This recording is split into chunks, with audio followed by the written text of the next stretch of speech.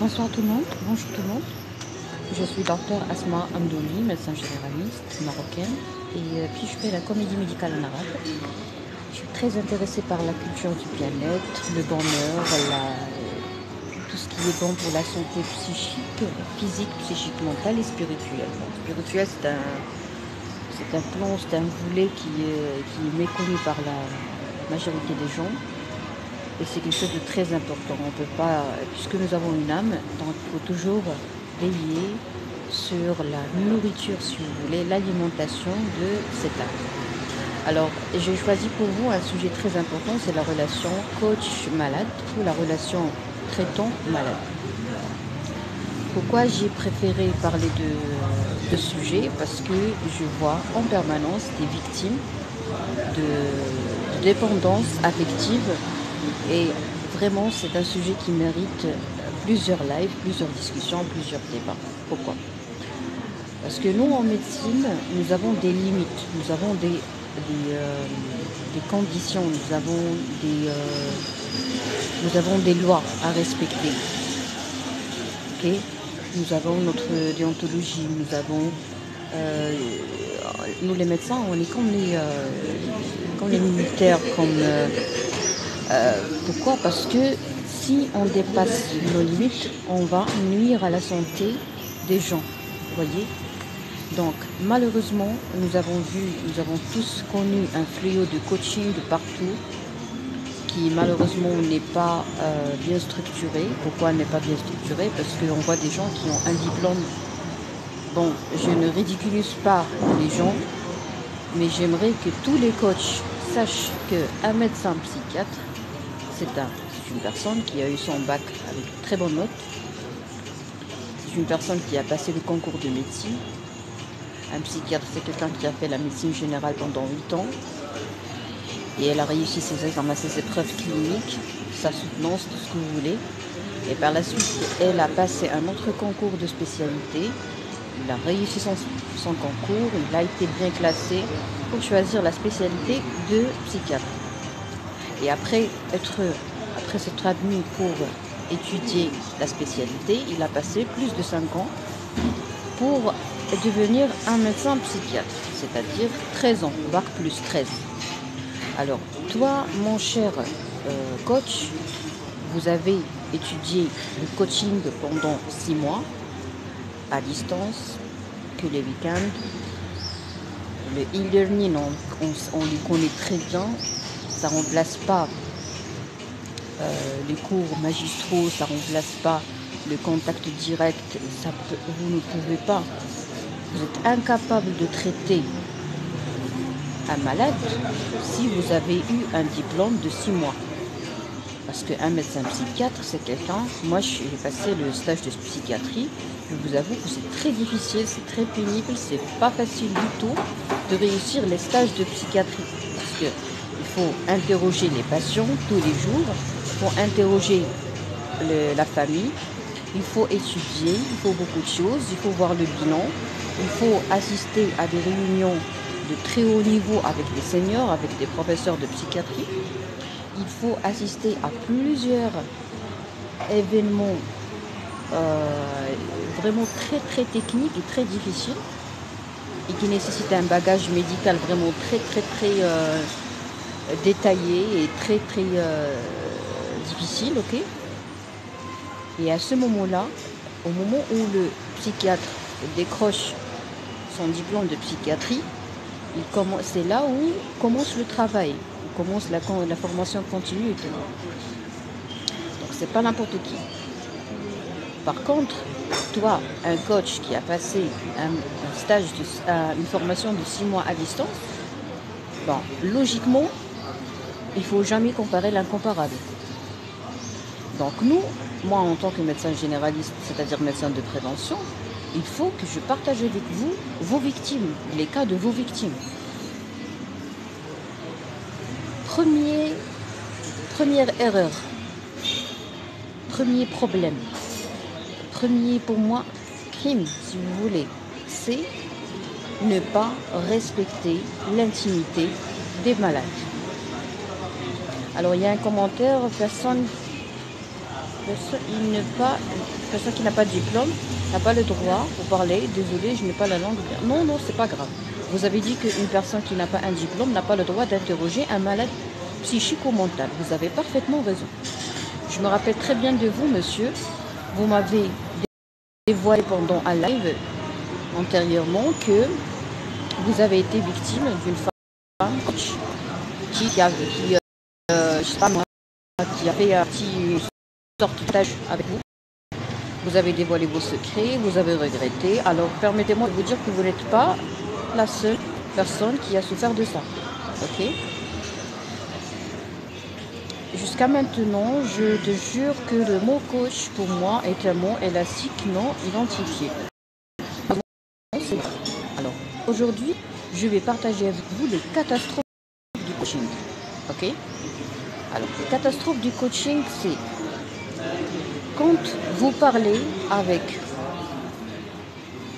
un malade psychique, une personne déprimée, une personne zéro sérotonine, une personne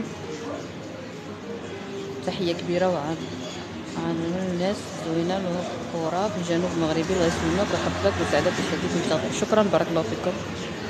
Alors là, on va se concentrer sur le sujet de notre débat. Un malade psychique. On va prendre le cas d'une personne déprimée. On va parler des hommes. Un homme déprimé n'a pas le droit de parler avec une femme coach avant de parler avec son médecin traitant, un médecin généraliste. Pourquoi? Parce qu'un médecin généraliste, moi par exemple, quand je vois un monsieur qui est déprimé, première chose que je dois faire, c'est le protéger. Comment ça? Une personne déprimée peut soit agresser les gens, soit s'auto-agresser, soit ne pas arrêter de se nourrir, soit développer une cachexie, soit développer un autre problème mental ou psychique, soit entraîner une dégradation de sa vie sociale, soit beaucoup de choses, soit perdre son travail, soit faire une année blanche, beaucoup de choses, ok? L'essentiel pour moi, c'est de protéger mon patient. Donc, si je vois que cette personne souffre, zéro sérotonine, je dois l'aider. Si je suis dans l'obligation de prescrire un traitement antidépresseur, je ne dois pas tarder, même si je suis sûre que je vais l'adresser à mon collègue psychiatre. D'accord? Parce que notre rôle, pour moi, j'aime beaucoup le travail d'équipe. C'est ça la médecine. La médecine, on est une équipe, comme l'équipe nationale. Donc le médecin généraliste est là pour mettre un bon diagnostic et aussi pour dépister les maladies organiques ou les maladies physiques ou les plaintes biologiques. Bonjour monsieur. Je m'explique. Moi personnellement, j'ai trouvé que plusieurs personnes qui se croient déprimées avaient des carences. Carences, c'est-à-dire une diminution d'une matière dans le sang, dans le plasma. Par exemple, chez les femmes, nous avons, dans 100% des cas, on trouve une carence en vitamine D. Une diminution de la vitamine D3 dans le sang. Dans d'autres cas, nous avons des problèmes au niveau des problèmes de la fonction rénale. Par exemple, on a des encéphalopathies, carrément, des problèmes au niveau du cerveau, le fonctionnement du cerveau. Donc tu as l'impression que tu as des vertiges, que tu ne penses pas bien, que tu as une céphalée, que tu as une douleur au niveau de la tête, que tu n'arrives pas à te concentrer. Et malheureusement, je découvre tardivement que cette personne avait une encéphalopathie, soit en rapport avec un problème rénal, soit en rapport avec un problème hépatique, c'est-à-dire du foie. Donc là, c'est sérieux. C'est pour ça que partout dans le monde, il faut toujours commencer par le médecin généraliste. Il va demander le bilan nécessaire. Alors, il y a un autre commentaire. Une fois chez une coach, je me suis rendu compte que c'est elle qui avait besoin d'aide. Bravo, Madame Lamia, vous avez bien décrit les choses. Vous êtes présentée chez une coach, vous avez remarqué qu'elle a besoin de se faire soigner. Je vais être très honnête avec vous, on a tous besoin d'être soignés. Moi, personnellement, je me suis faite soigner de plusieurs façons. J'ai fait une formation des bonnes manières. Je peux partager avec vous tout ce que j'ai appris, avec toute la générosité que vous pouvez imaginer, parce que moi, j'aime bien partager. J'ai fait des séances avec des gens vraiment de très haut niveau, de gros calibre. J'ai appris beaucoup de choses d'eux, juste durant ce voyage. Pourquoi tout ça? Pour me débarrasser de toute l'énergie négative que j'ai eue. D'accord? Mais malheureusement, il y a des gens qui ignorent tout ça. Pourquoi? Parce qu'ils n'ont pas reçu une formation médicale. Un médecin psychiatre ne se nomme ainsi qu'après étudier la médecine générale avant la spécialité. Bravo. Alors, si vous avez des problèmes, s'il vous plaît, si vous avez problème de cortisol, vous devez voir votre médecin. Pour l'amour de Dieu, essayez de cesser de faire l'intelligent. Je ne vais jamais faire un diagnostic durant mes lives. Alors, je vais devoir vous bloquer parce que vous n'êtes pas intéressé par mon sujet. Très bien. Alors, je vais vous donner d'autres exemples. Bon, je vais essayer de vous expliquer le rôle d'un médecin généraliste quand on a un problème psychique. Par exemple, si tu as un problème rénal, si tu as un problème hépatique, si tu as un foie qui ne fonctionne pas correctement, et tu as commencé à développer des signes neurologiques au niveau de ton cerveau, tu vas croire que tu as un problème psychique. Donc, c'est très dangereux d'interroger un patient qui n'a pas de problème psychique et de croire qu'il a un problème psychique. Pourquoi? Parce que ce patient le corps de ce patient va croire qu'il est malade sur le plan psychique alors que c'est pas vrai. Et la loi d'attraction fonctionne très bien avec le corps. Si je dis qu'il y a même une étude, une expérience qui a été faite, il y avait 2 patientes. La première avait une fracture, c'est-à-dire l'os était cassé. Et l'autre avait une fissure, c'est-à-dire il y avait juste une petite fissure, il n'y avait pas de fracture complète. Alors qu'est-ce qu'on a fait? On a fait le plâtre pour les 2 femmes. Alors celle qui avait une fracture, on lui a dit que vous n'avez pas de fracture, vous avez juste une petite fissure et ça va aller, il n'y aura pas de problème. Vous allez guérir rapidement. Effectivement, elle est guérie rapidement quand on a fait l'exploration ou le contrôle radiologique. Mais l'autre personne qui n'avait pas un grand problème au niveau de son os, quand on lui a dit que tu as une fracture, qu'il faut faire très attention, que ça va durer une certaine période, ça va prendre un peu plus de temps pour guérir, vous savez, qu'est-ce qui lui est arrivé? Eh bien, malheureusement, l'ossification n'a pas été parfaite. Donc la guérison n'a pas été parfaite chez elle et ça a pris beaucoup de temps. Ça a été dit par Bruce Lee. Je ne sais pas si vous connaissez les héros des arts martiaux, mais Monsieur Bruce Lee a dit que le corps, essayez de bien parler avec votre corps parce qu'il écoute très bien ce que vous dites. Vous voyez? Alors, moi personnellement, quand je vois une patiente qui n'est pas déprimée, mais qui a un problème, qui change ou qui modifie la composition du plasma, imaginez, le sang qui circule dans le cerveau, circule partout dans le corps, il gagne le cerveau et le système nerveux. Et si j'ai un manque, une diminution de certaines substances dans le sang, eh ben, mon cerveau va souffrir de cette diminution. Ok? Donc, une simple modification ou ce qu'on appelle un trouble hydroélectrolytique, c'est-à-dire les matières qui se trouvent dans le plasma, comme le sodium, comme la glycérine, le sucre, comme beaucoup de choses. Si tu as une modification du plasma, tu auras une modification de l'irrigation, c'est-à-dire la nourriture du cerveau. Et puis, tu vas avoir une modification du fonctionnement du cerveau qui peut se manifester par des signes psychologiques. Donc, si on pratique la médecine 5 étoiles, la médecine générale, on va traiter ce problème, ce trouble hydroélectrolytique par exemple. On va améliorer par exemple La circulation sanguine, si on a une encéphalopathie hypertensive ou quelque chose comme ça, ou un AIT, un AVC ischémique transitoire, et quand j'améliore la qualité de la circulation sanguine au niveau du cerveau, quand j'améliore la composition, je traite les troubles électrolytiques dans le sang qui va circuler dans le cerveau, croyez-moi, le patient ne présentera plus ces signes psychologiques. Alors là, qu'est-ce qu'il y a?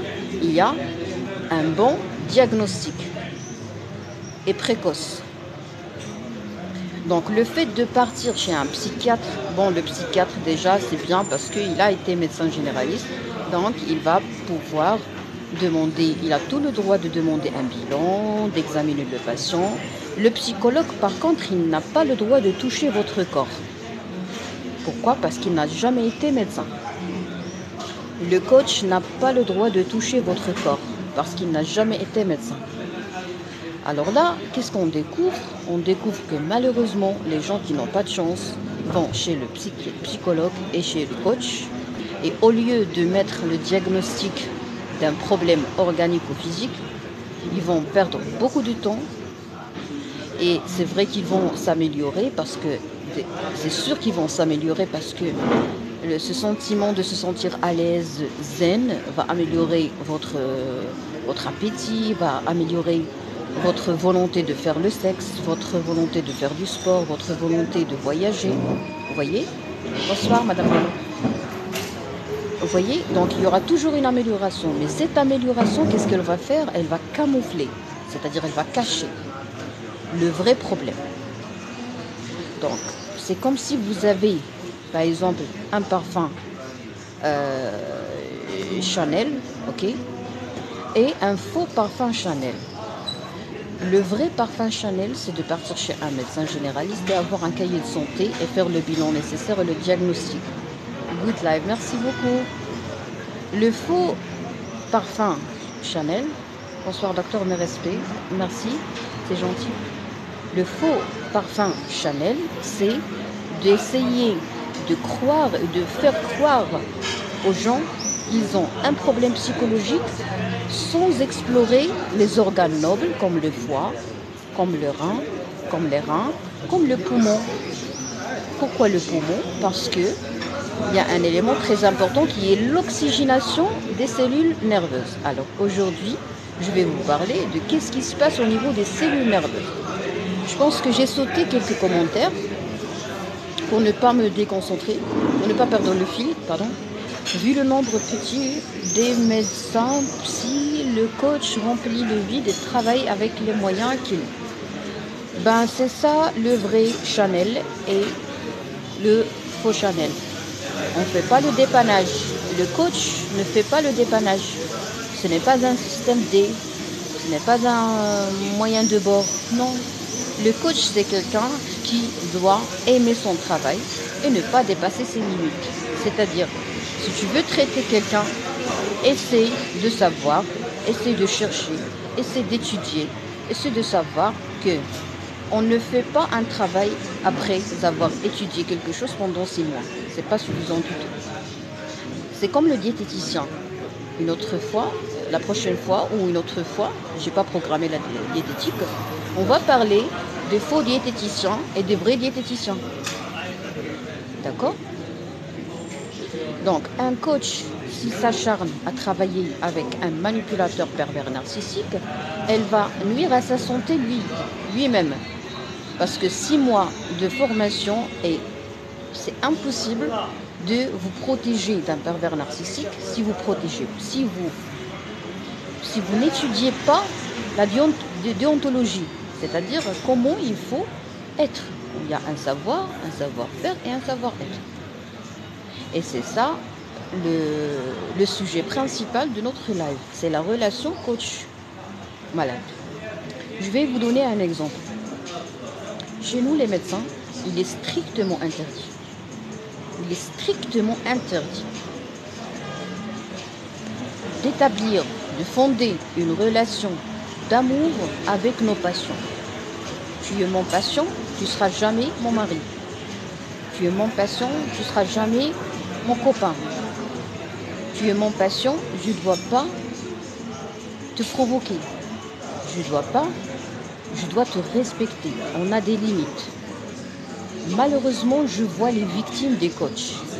C'est-à-dire, moi, quand je vois un malade qui part chez un coach et le coach l'appelle le soir, sans raison, ou il prend un café avec son coach, ou son coach l'appelle chéri, ou lui, il appelle son coach chéri, ou il fait l'amour avec son coach, ou il partage des secrets avec son coach et par la suite, il va le menacer, ou son coach n'est qu'un pervers narcissique, un manipulateur qui a bien étudié, ou les faux coachs qui se baladent sur Internet. Et malheureusement, c'est ce que j'ai découvert d'après tout, grâce à mes lives les plus populaires que vous... bon, il y a des gens qui n'apprécient pas ce type de live, mais moi j'ai appris beaucoup de choses de ces lives. J'ai appris qu'il y a des faux coachs, des manipulateurs, qui sont très intelligents, qui s'informent, qui ne ratent pas les lives instructifs et informatifs, riches en informations.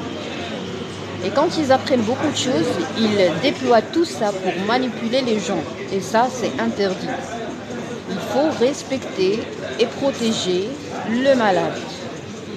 Même si le malade sent qu'il est amoureux de vous, vous, le coach, vous n'avez pas le droit de tomber amoureux de votre malade. Parce que lui, il souffre. Il vous a dévoilé ce secret. Vous avez vraiment manipulé son enfant intérieur. Vous avez manipulé son inconscient. Et ça, c'est un crime.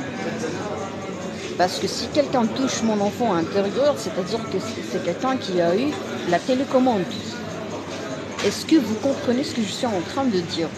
Moi, si je veux manipuler quelqu'un, si je veux manipuler mon patient, ben, j'appuie sur un bouton qui s'appelle l'enfant intérieur. Ok? J'appuie sur un bouton qui s'appelle mettre en confiance mon patient. J'appuie sur un bouton qui s'appelle garder le calme, le silence et bien écouter pour que le patient vraiment se désinhibe et me dit tout, me raconte tout, me dévoile tout. Donc, c'est malhonnête de ma part d'être en relation d'amour avec mon patient parce qu'il est très faible devant moi. Il n'a pas de défense, il n'a pas d'immunité émotionnelle. Et il va s'attacher à moi rapidement et fortement et intensément. Il est faible. Le malade est faible devant son médecin, son traitant. Que ce soit un psychologue, un psychiatre ou un coach. Les médecins savent très bien ça. Jamais un médecin va te parler dans la rue, au contraire, il ne veut pas te parler. Si tu l'arrêtes, il va croire que tu veux l'agresser. Le travail du médecin, ta relation avec ton médecin s'achève dans son bureau. Tu quittes le bureau, tu ne te connais plus. Sauf s'il y a une urgence ou quelque chose comme ça. Pourquoi? Pour te protéger. Alors, il y a un autre commentaire. J'ai déjà consulté un médecin psychiatre. Il m'a confirmé que je ne souffre de rien. Bah, bravo, c'est bien. Alors, vous souffrez de rien, c'est-à-dire que vous n'avez pas une maladie.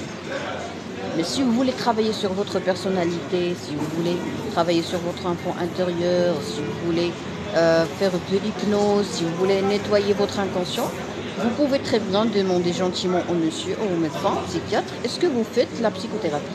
Est-ce que vous faites l'hypnose? Est-ce que vous faites des séances de coaching? S'il ne le fait pas, il va vous orienter chez le psychologue avec qui il collabore. Parce que nous, on travaille en équipe. Et c'est bien de travailler comme ça. Donc, soit c'est le psychiatre qui fait ce travail, soit il y a des psychiatres qui se spécialisent dans la neurologie, ça s'appelle des neuropsychiatres, soit c'est un psychiatre vraiment qui se spécialise dans la diététique, la nutrition et tout, parce que c'est bien, on traite les gens avec la nutrition. C'est comme les médecins généralistes, il y a des spécialités, il y a des surspécialités, vous voyez. Et il y a des psychiatres qui font de l'hypnose, qui font des séances d'écoute.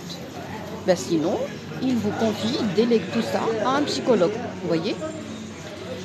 Moi, j'avais des troubles psychiques et mon neuro a découvert que c'était à cause d'un manque aigu de magnésium. Très bien. Ça, c'est bien. Pourquoi? Parce que vous avez été vu par un neurologue, c'est-à-dire un médecin. Le neurologue, c'est un médecin généraliste qui a passé le concours, qui a réussi le concours de spécialité, qui a passé 5 ans ou 6 ans de neurologie. Et donc, c'est quelqu'un qui sait très bien comment fonctionne le cerveau. Donc, il ne se précipite pas pour dire que vous êtes malade. Il cherche les carences. Et dans votre cas, donc c'est bravo de sa part, il a trouvé une explication qui est chimique. Et ça, c'est bien. Alors, oui, par exemple, magnésium, d'accord. Alors, on compare pas les incomparables. Oui. Coach est un mot anglais en arabe, mudarrib. D'accord.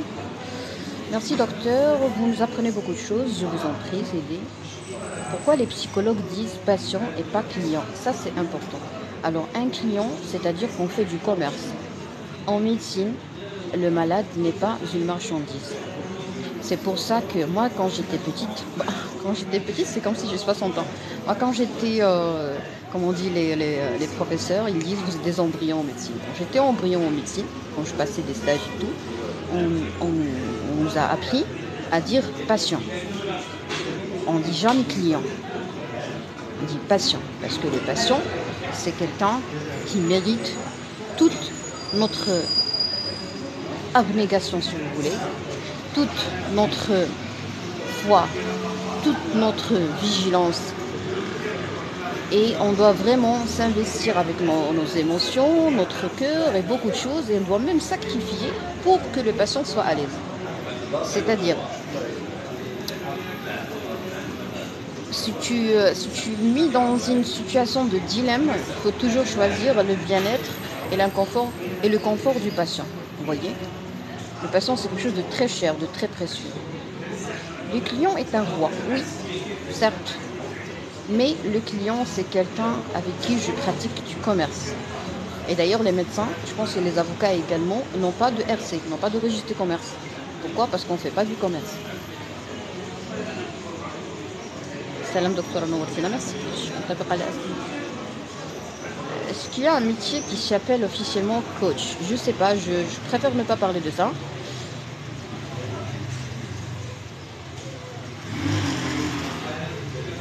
بمواضيعك الجميلة حتى أنا دكتور أعصاب بمستشفى هوبكنز الولايات المتحدة الأمريكية. أتمنى أن أفيد المغرب بلادي الحبيبة. مرحبا بك دكتور، بارك الله فيك، الله يكثر مثالك.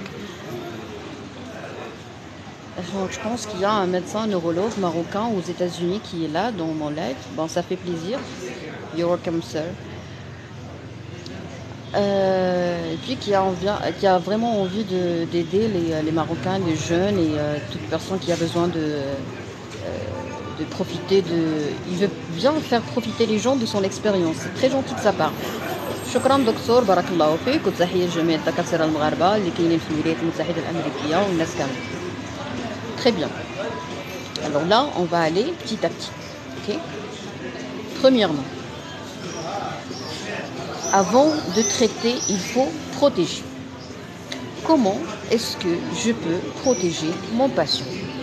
Comment un psychologue ou psychothérapeute gère-t-il un patient plus intelligent que lui? Très bien.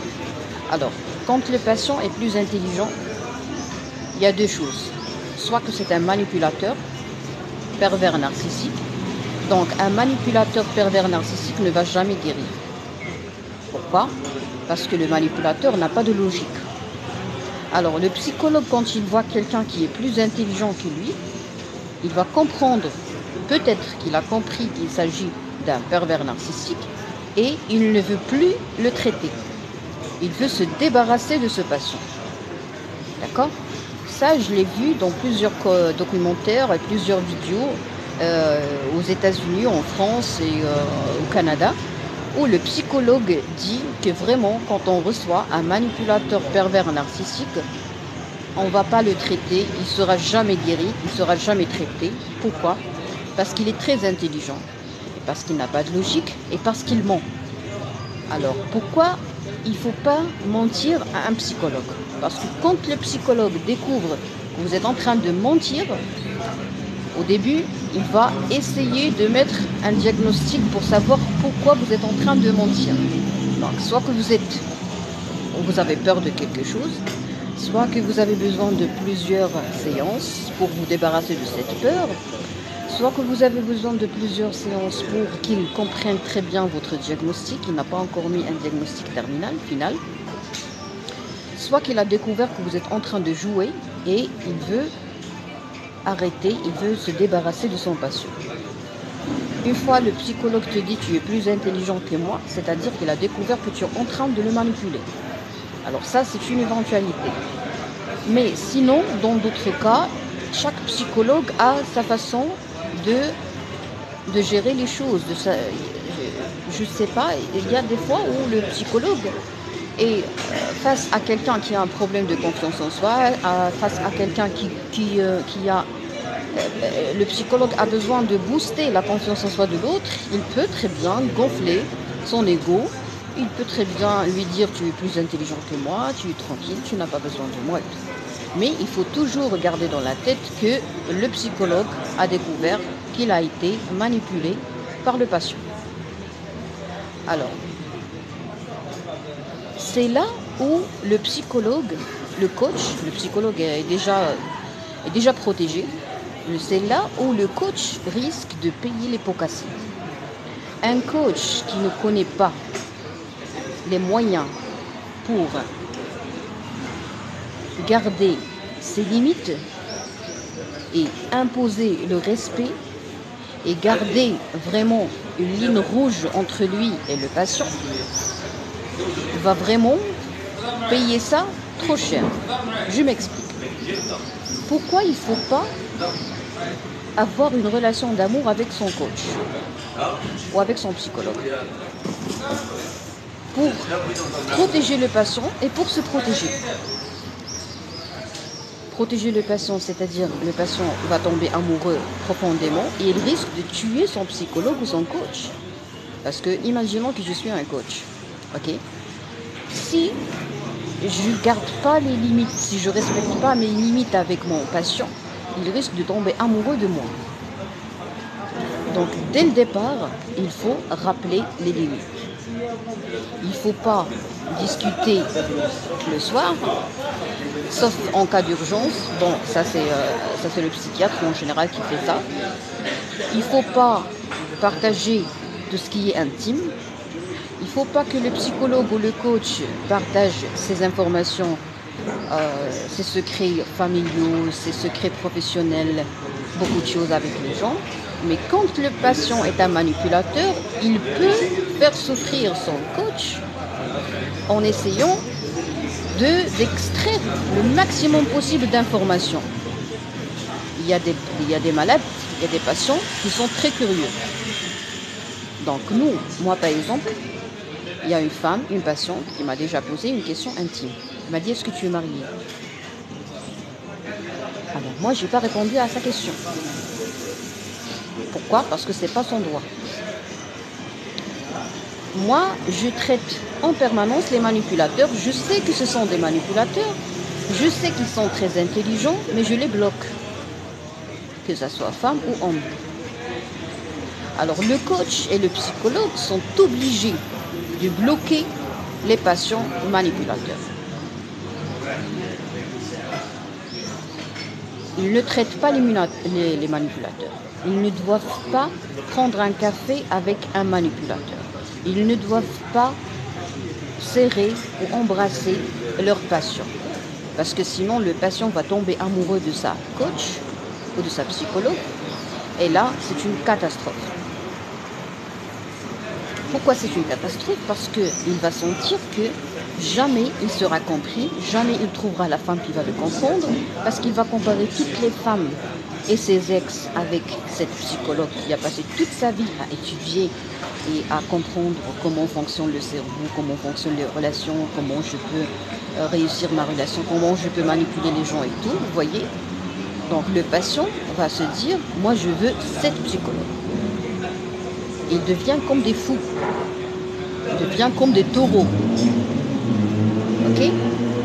Donc pour mettre fin à tout ça, dès le début, tu es mon patient, je te vois dans le bureau. Tu me parles dans la rue, j'appelle la police. Tu m'arrêtes, j'appelle la police. C'est simple, il n'y a pas plus simple que ça. Chez nous, les médecins, c'est connu. On ne pense même pas à ça.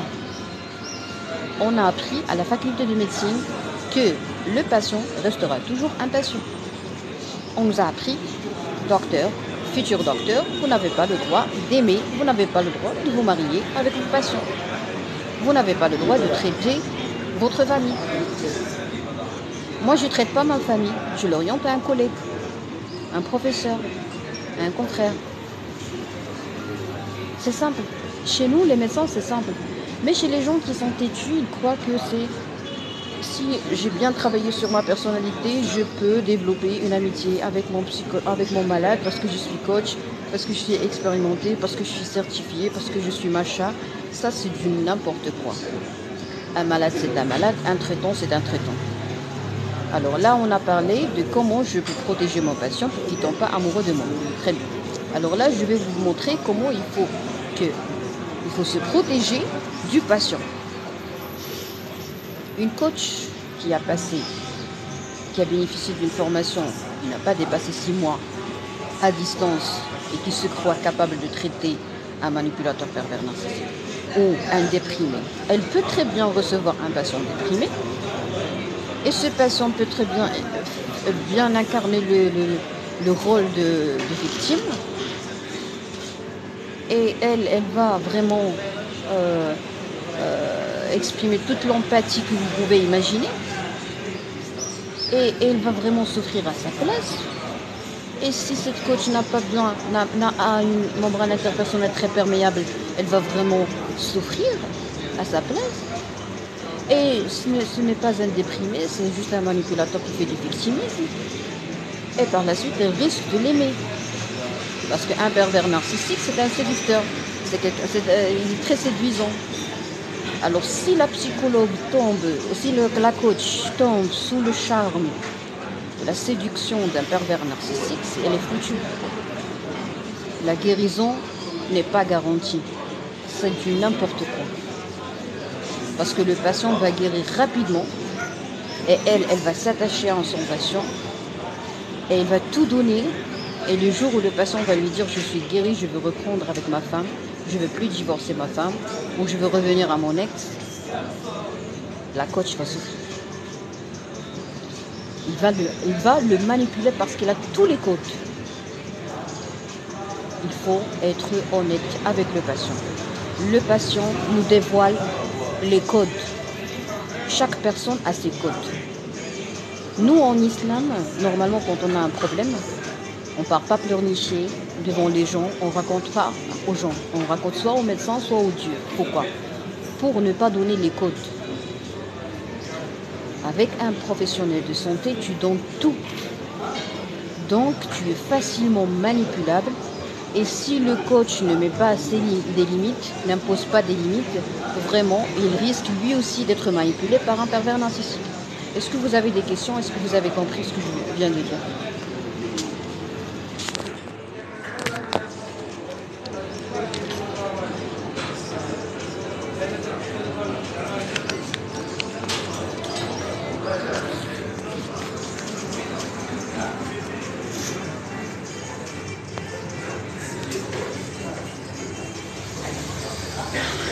Alors, est-ce que vous avez des questions? Est-ce que vous avez déjà discuté avec un coach? Est-ce que vous avez déjà développé une amitié avec votre coach? Bon, avec le psychologue, je suis sûre que c'est pas possible parce que les psychologues travaillent très bien sur eux. Ils s'investissent très bien sur leur développement personnel. Ils ne tombent pas dans ce type de problème en général. On a tout compris, la Texha, merci. Alors, là, on va parler des secrets. On va parler de la confiance en soi. Vous savez, nous, les professionnels de santé, on sait très bien, on connaît très bien pas la vérité, mais on sait très bien comment ça marche. On sait très bien qu'on est faible. Les gens qui admettent et qui avouent qu'ils sont faibles sont des gens qui sont forts. Je m'explique. Nous, les médecins, et surtout les psychiatres et les psychologues, en permanence, on a besoin de faire le grand ménage du cœur, le grand ménage du cerveau, On a besoin de faire des séances d'hypnose, on a besoin de faire des cures de douceur, des cures de tolérance, des cures de bien-être. C'est clair, docteur. Merci, Nano. Vous voyez? Alors, moi, je viens d'achever mes lives de grand nettoyage du cœur. Comment nettoyer son cœur? Alors, on vient de faire toute une série de lives pour nettoyer notre cœur. C'est-à-dire nettoyer des mensonges, ne pas mentir, pardonner les gens sans oublier. C'est-à-dire si quelqu'un nous fait du mal, il faut prendre une leçon, il faut tirer une leçon. Nettoyer son cœur, c'est essayer de faire beaucoup de lectures. Moi, j'ai fait beaucoup de lectures. J'ai lu le Coran, j'ai fait beaucoup de prières. Nettoyer son cœur, c'est ne pas le laisser vide, parce que tout cœur vide, toute chose vide, va se remplir de n'importe quoi. Donc, qu'est-ce qu'on fait? On essaie le maximum possible de découvrir ce qui est beau et de le placer dans notre cœur. Je m'explique. Aujourd'hui, j'ai passé une belle journée avec ma copine. Elle m'a offert un cadeau que j'aime, un livre. Je suis très heureuse et beaucoup de choses, beaucoup de surprises. Et là, j'ai nourri mon âme, mon cœur par l'amitié, par le délice d'avoir une amie respectueuse, qui n'est pas curieuse, qui ne se mêle pas de mes affaires, voilà. Parce que moi, j'aime pas les gens curieux. Et moi aussi, je respecte très bien mes limites. Donc, si on n'a pas d'amis dans notre vie, on va souffrir. Vous voyez?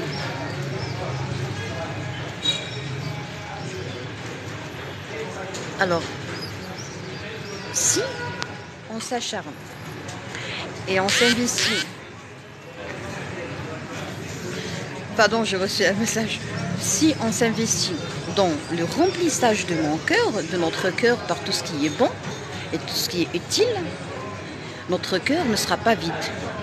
Et si notre cœur n'est pas vide, il ne sera pas rempli par tout ce qui est méchant, tout ce qui est sale, tout ce qui est horrible, tout ce qui est défectueux, tout ce qui est nocif. Vous voyez? Donc, qu'est-ce qu'il faut faire? Il faut en même temps vider et remplir.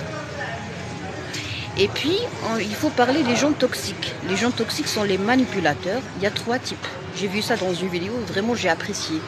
Il faut éviter le maximum possible ces 3 gens. Il ne faut jamais penser à s'allier ou se marier avec 3 types de gens. Le manipulateur, le menteur et le jaloux. D'accord? Donc si tu as quelqu'un dans ton entourage qui est vraiment manipulateur, menteur ou jaloux, il faut vraiment le laisser tomber. Il faut vraiment savoir que cette personne ne sert à rien. C'est une personne qui est nocive. Il sert uniquement si tu fais une étude. Moi, par exemple, en tant que médecin généraliste très intéressé par la culture du bien-être, j'accompagne les gens. J'ai réussi, Dieu merci, à aider les gens à sevrer tabac, beaucoup de choses, grâce également au Dieu et aux psychiatres auxquels j'adresse les gens. Donc, moi, je suis dans l'obligation de dresser, si vous voulez, les manipulateurs. Moi, je sens la manipulation. C'est très facile pour moi. Mais toi, tu n'as pas à consacrer 1 minute de ta vie, parce que la vie, c'est un ensemble de moments. Tu n'as pas à sacrifier ou à consacrer 1 minute de ta vie pour la perdre avec un manipulateur, parce que ça ne sert à rien. Moi, je dresse les manipulateurs comme quelqu'un qui dresse les lions. Pour découvrir un manipulateur, c'est simple, c'est quelqu'un qui est très gentil. Tous les manipulateurs sont gentils, sont séduisants, sont intelligents, sont hypocrites. Ce sont des hypocrites. Ils n'ont pas de cœur, ils n'ont pas d'empathie. Ils ne cessent pas de faire semblant qu'ils sont à la hauteur. Vous voyez? C'est un jeu.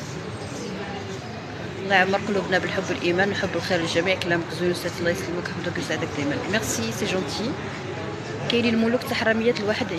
Oui, vous avez parfaitement raison. C'est pour ça que je conseille les gens, les étudiants, les adolescents et les jeunes que je cible prière de ne jamais donner une deuxième chance à un menteur, à un jaloux, à un manipulateur. D'accord? Donc je vous dis à la prochaine, je suis très fatiguée.